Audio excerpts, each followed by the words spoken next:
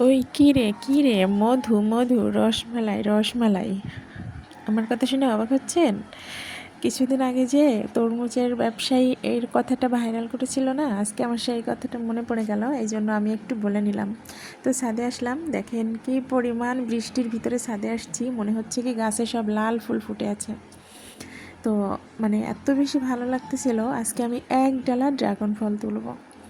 তো প্রথমে মনে হচ্ছিল যে এক ডালা তুলবো, কিন্তু পরে তোলার সময় আর মনে হচ্ছিল না যে সবগুলো তুলে ফেলবো, মনে হচ্ছিল কিছু থাক। তো আমি এই যে ড্রাগন ফল পাড়া শুরু করে দিলাম।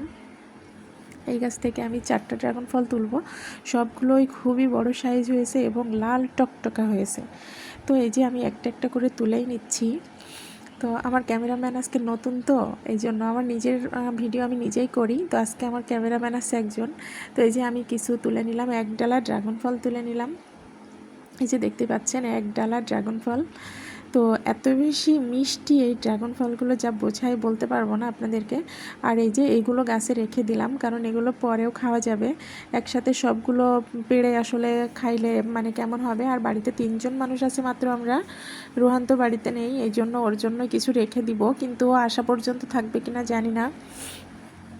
তো নিচে আসলাম, এই যে নিচে এসে এই ফল দুইটা আমি ধুয়ে এই ফল দুইটা কাটবো। তো এই যে আমি প্রথমে ধুয়ে নিলাম, তারপরে ফলগুলো কাটলাম। তো দেখেন সত্যি না রসমালাইর মতো দেখা যাচ্ছে না?